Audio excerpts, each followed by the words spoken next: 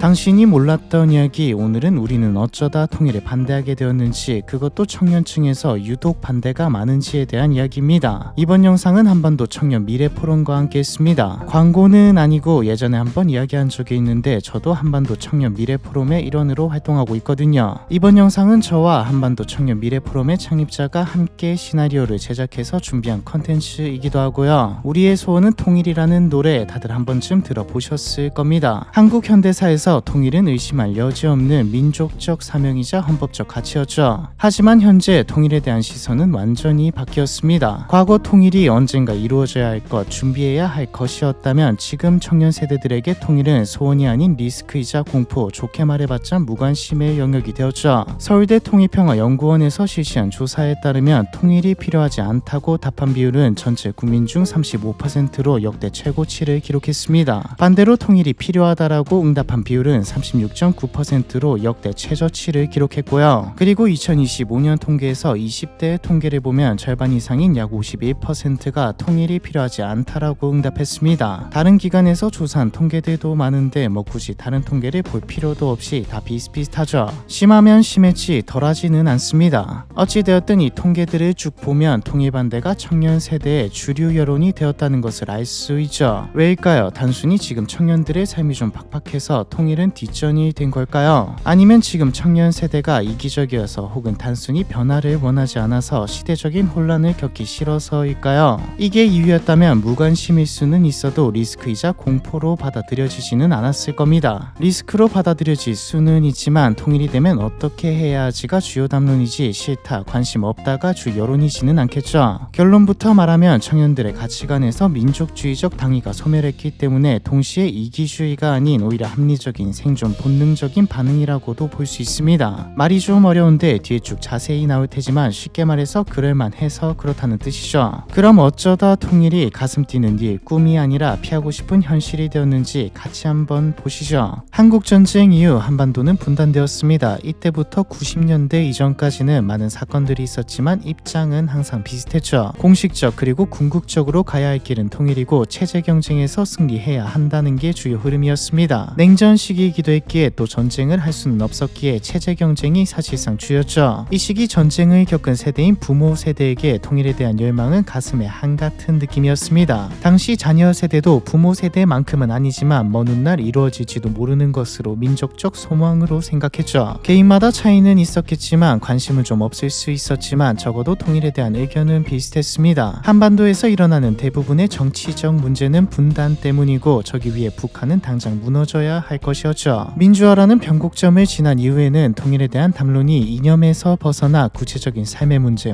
통일되면 경제, 정치부터 시작해 사회적 혼란을 어떻게 할 거냐까지 좀 구체적으로 논의되었고요. 특히 한국의 경제가 북한을 완벽하게 압도한 시점 이후에는 체제 경쟁에서 완전히 승리한 뒤에는 아예 북한 정권이 붕괴했을 때를 대비하는 게 핵심이 되었습니다. 사람들의 생각도 크게 다르지 않았고요. 이 시기 한국은 개인보다는 집단이 우선이었고 김씨일가 때문일 뿐 북한 사람들도 우리 안에 포함되는 집단이었기에 어찌되었든 통일은 올 것이고 해야 하고 대비해야 하는 것이었죠. 혼란에 대해 나타낼 문제에 대해 논의할 뿐 싫다 하면 안 된다는 아니었습니다. 90년대에는 냉전이 마무리되면서 소련이 해체되고 동유럽 공산 정권들도 연이어 무너지면서 북한이 국제적으로 고립되는 형국으로 가면서 또 1994년 7월 김일성까지 사망하면서 위기감과 동시에 통일에 대한 기대감도 높아졌죠. 위기보다는 기대감이 훨씬 컸습니다. 90년대 초중반 여론조사들을 보면 70-80%가 통일 찬성이었으니까요. 반대로 가능성이 생긴 만큼 기대감이 컸던 만큼 현실적인 문제도 본격적으로 대두된 시점이죠. 독일이 통일 후 막대한 비용과 사회통합의 어려움을 겪는 것을 보면서 우리는 어떡하지라는 걱정이 쏟아져 나왔습니다. 학계와 정부에서도 급변 사태나 비용에 대한 연구가 본격적으로 시작된 시점이었죠. 한마디로 통일이라는 낭만적 기대 아래에서 엄청난 돈과 시간이 드는 일이라는 인식이 싹튼 시기입니다. 그래도 금방 말했듯 통일 자체에 낙관적이었기에 기대가 더 컸기에 걱정이 생겼다 뿐이지 기대감은 낙관은 여전했죠. 장점과 단점을 비교해봤을 때 장점이 더 크게 다가왔고요. 그런데 IMF 외환 위기가 터지면서 사람들의 생각이 급격하게 변하게 됩니다. 정확히는 IMF 이후의 한국 사회를 보며 자란 세대, 지금 청년 세대의 생각이 이전 세대와 아예 달라졌죠. 국가 부도 사태 속에서 평생 직장의 신화가 무너지고 가장들의 실질 실직을 목격하며 가정의 파괴를 보면서 자란 IMF 키즈들은 직접적으로 생각은 안 해도 머리에 국가가 나를 지켜주지 않는구나, 대기업도 내 생활을 보장해주지 못하는구나라는 생각을 가지게 되었습니다. 집단 속에서 시키는 대로 열심히 살면 안정된 삶을 보장받는 시대가 끝나면서 집단주의적 가치관은 붕괴했고 생존 중심의 개인주의가 싹트기 시작했죠. IMF 시기에 태어난 IMF로 변화한 분위기에서 태어난 사람들이 지금 20, 30대입니다. 실제로 경험하지 않았더라도 유복한 환경에서 자랐더라도 포인트는 집단주의에서 개인주의로 우리보다 내가 더 중요한 것으로 바뀐 시대에서 자랐다는 점이죠. 이들에게 민족을 위해 희생해라, 국가를 위해 봉사해라 라는 말은 공허하게 들렸습니다. 설득력이 없었죠. 지금 청년 세대가 윗세대에게는 이기적으로 보이는 행동이나 말들을 하는 것 전부가 여기에서 시작됐다고 봐도 무방합니다. 집단주의와 개인주의의 차이, 생각 구조 자체가 다르기에 서로가 서로를 이해하지 못하는 것이죠. 통일이 되면 비용을 엄청나게 부담해야 하는 게 뻔한데 얼굴도 본 적 없는 북한 동포를 위해 돈을 내라는 말은 생존을 위한 개인주의가 싹튼 사회에서 씨알도 안 먹혔습니다. 청년 세대는 탈민족주의화되고 개인주의화되었기에 통일이라는 담론에 근본적인 질문, 왜 해야 하냐라는 질문을 던졌지만 통일 교육은 여전히 왜라는 질문에 한민족이니 당연히 통일해야 한다라는 감정적인 호소 외에 명확한 답을 주지 못했죠. 햇볕 정책 시기 북한과 교류도 생기고 평화 분위기도 만들어졌지만 핵개발, 2010년의 천안함 피격 사건과 연평도 포격 도발까지, 이제는 익숙해져 버린 미사일 도발까지 동포가 아닌 남으로 인식하고 있는 청년들에게 이 사건들은 북한은 문제만 일으키는 12만 건은 적이라는 인식을 확실하게 심어주었습니다. 그런데 사실 분위기와 시대에 따라 상황에 따라 바뀔 수도 있습니다. 인식도 바뀔 수 있죠. 문제는 사건들이 터질수록 긴장감이 높아질수록 통일에 대해 왜 해야 하냐라는, 통일을 하면 우리에게 무엇이 좋지라는 이전보다 더 부정적인 뉘앙스의 질문이 이어졌지만 제대로 된 답을 내놓지 못했다는 겁니다. 정확히는 답을 들을 곳도 없었죠. 뉴스와 기사, 관련 매체들을 보면서 청년들은 스스로 결론을 내려야 했습니다. 오씨와 배씨라는 말 아시나요? 동독과 서독 출신을 구분하는 말인데 이게 말이 좋아 구분하는 말이지 뭐 욕이나 다름없습니다. 서독인들은 동독인들을 게으른 이류 독일인이라 무시했고 동독인들은 서독인들을 돈 많아는 돈벌레라고 생각했죠. 지금이야 많이 극복되었지만 아예 사라지지는 않았습니다. 그리고 사회적 갈등이 다가 아니죠. 통일 직전 서독의 인구는 동독보다 4배 많았고 소득은 약 3배 정도 차이 났습니다. 그럼에도 통일 후 약 20년간 2조 유로 이상의 비용을 지출해야 했고 30년이 지난 현재까지도 구동독 지역의 경제 수준은 구서독의 70% 정도밖에 안 되죠. 이런 것들을 보면서 아니 한국과 북한보다 차이가 덜한 독일이 저 정도인데 우리는 이라는 생각이 들 수밖에 없습니다. 현대경제연구원과 국회예산정책처의 통일 시 북한 주민들의 생계 지원을 비롯해 인프라 투자, 의료 보장을 위한 투자 비용과 위기관리 비용이 폭발적으로 발생한다는 연구를 비롯해 일부 연구에서는 비용이 800조에서 수천조에 이를 것이라 추산하면서 청년들에게 통일은 희망보다는 내 월급 대부분이 북한 재건에 쓰일지도 모른다는 경고로 받아들여졌죠. 결국 점점 더 해도 지금은 하지 말자로, 나중에는 할 필요 없다, 하지 말자로 교육이 되었고요. 실제로 2024년 민주평화통일자문회의에서 2030 대상에게 실시한 통일 여론 조사를 보면 통일이 필요 없다고 응답한 사람들의 이유 1위는 정치, 사회적 혼란이고 2위가 경제적 비용 발생이었죠. 사실 여기서 더 눈여겨봐야 할 것은 통일이 본인에게 이익이 된다고 응답한 비율입니다. 통일이 본인에게 이익이 된다고 응답한 비율은 23%였습니다. 반면에 통일이 국가에 이익이 된다는 응답은 54%였죠. 즉 청년들은 통일이 장기적으로 국가에게 좋을 수는 있지만 나한테는 손해라고 생각하는 겁니다. 개인주의의 시대에 나한테 손해라고 생각되는 통일에 대해 민족의 수건, 한민족이라는 말은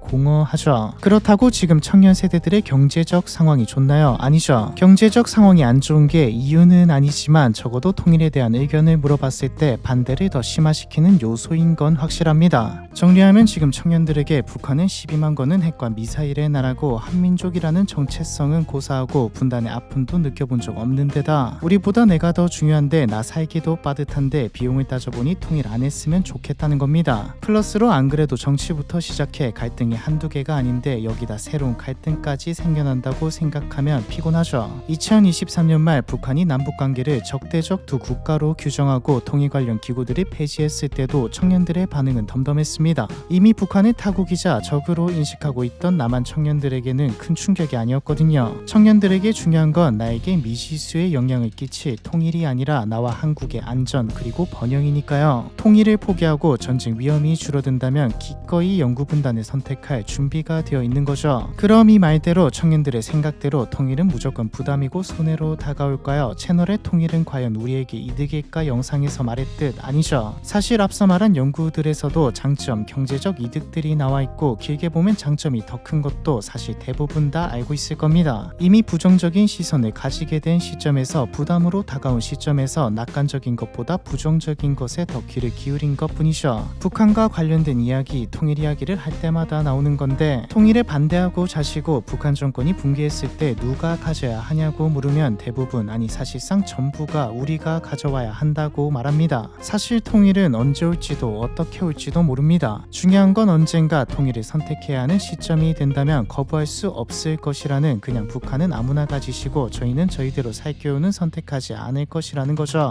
통일 독일의 초대 대통령 바이츠제커가 한 말처럼 준비된 통일은 축복이지만 갑작스럽게 맞이한 통일은 재앙입니다. 즉 반대고 찬성이고 자시고 결국 준비를 해야 한다. 관심을 가지고 건설적인 이야기들이 오고 가야 한다는 건데 지금 이대로 가면 비용을 내고 재건해야 할 청년 세대가 준비를 할 수가 없죠. 쭉 나왔듯 통일이라는 것 자체에 부정적이고 관심도 적어졌으니까요. 준비가 안 된 상태에서 맞이한다면 이랬다 저랬다 왔다 갔다 하다가 혼란만 가중될 겁니다. 그럼 어떻게 해야 할까요? 결국 관심을 가져야 하는 게 첫 번째고 그 다음이 준비인데 캠페인이라도 만들어서 길거리에서 우리의 소원은 통일 노래라도 리메이크해서 틀어야 할까요? 통일을 왜 반대하게 되었는지 쭉 길게 풀었지만 핵심은 결국 설득력입니다. 지금 청년들은 과거의 의무보다 미래의 기회를 중시하는 세대입니다. 국경보다 자유, 혈통보다 가능성, 의무보다 선택을 선호하죠. 통일 역시 역사적 당위가 아니라 미래의 전략적 기회로 설계되어야 접근할 수 있습니다. 우리는 통일을 해야 할까요? 라는 질문에 해야 한다가 아니라 우리 때 할지 안 할지는 몰라도 한다면 할 수 있어야 한다는 답이 나와야 하죠. 통일을 언젠가 도달해야 하는 목표가 아닌 준비해서 기회로 활용할 수 있는 미래 구조로 생각하도록 기성세대가 말했던 통일은 과거 중심의 통일이었다면 청년이 말하는 통일은 미래 중심의 통일 비용과 혼란을 생각해도 기회와 이득이 많은 통일이어야 한다는 의미입니다. 그렇게 생각하게 하는 게 아니라 준비를 하면 비용과 혼란은 최소로 기회와 이득은 최대로 만들 수 있다고 설득하는 거죠. 사실이기도 하고요. 하지만 기존 통일 논의 구조에서는 청년들이 의견을 낼 자리가 거의 없었습니다. 논의에 초대되기보다는 설명을 듣는 자리에 앉는 경우가 많았죠. 너희들은 아직 어려서 현실을 몰라 전문성이 부족하니까 조금 더 듣고 배워라는 말들도 자주 들었습니다. 그런데 실제 현실은 좀 다르죠. 통일 이후 경제구조, 기술 인프라, 국제투자, 문화융합처럼 전략을 설계할 수 있는 역량은 오히려 청년 세대가 훨씬 민감하고 빠르게 느끼고 있으니까요. 근데 뭐 의견이 안 받아들여지는데 설득력 있는 근거들, 이유들이 있어도 제대로 알려지지도 않는데 설득을 어떻게 합니까? 비용을 생각하더라도 통일되었을 때 노동력, 자원 이걸 뒤로 하고서라도 수많은 기회들이 생겨날 것만 잘 풀어내도 어느 정도 설득이 될 텐데 말이죠. 오늘 이야기가 언제 올지도 모르는 통일 이야기고 좀 고리타분하게 느껴질 수도 있지만 또 닥쳤다고 생각해보면 다른 주제들보다 무서운 이야기이기도 합니다. 준비가 안 되었다면 사회 문제들을 떠안을 비용을 부담해야 할 지금 세대에게 합의를 끌어내지 못한다면 설득을 할 수 없다면 혼란은 극대화될 테니까요. 지금 세대에 오지 못해도 똑같습니다. 다음 세대에 온다고 해도 그들이 준비할 수 있게 토대를 마련해 두어야 하는데 지금 세대에서 관심과 준비가 끊긴다면 더 큰 혼란이 찾아올 테니까요. 오늘의 결론은 될지 안 될지는 몰라도 적어도 관심은 가지자, 할 수 있게 대비는 해놓자, 그리고 적어도 설득은 해놓아야 한다 정도가 되겠네요. 사실 이걸 시도하고 있는 게 제가 활동하고 있는 한반도 청년 포럼이긴 합니다. 우리가 실제로 체감할 수 있는 방식으로 통일과 평화를 다시 설계하자는 목적 아래에서 만들어진 청년들이 주도적으로 한반도의 미래 전략을 기획하고 논의하는 청년 싱크탱크 조직이죠. 철저히 실행 중심, 전략 중심 조직이고요. 통일은 과거에서 온 단어가 아니라 미래로 가는 도구이고 미래는 청년들이 직접 설계해야 한다. 강요받는 통일이 아니라 선택하고 창조하는 통일, 경쟁력과 기회 중심의 통일, 민족 정체성보다 글로벌 전략 가치가 앞서는 통일, 뭐 이런 느낌입니다. 좀 흥미가 생기시는 분들은 댓글에 링크를 걸어둘 테니 한번 구경해 보시죠. 우리는 어쩌다 통일에 반대하게 되었는가에 대한 이야기, 이번 편은 여기까지입니다.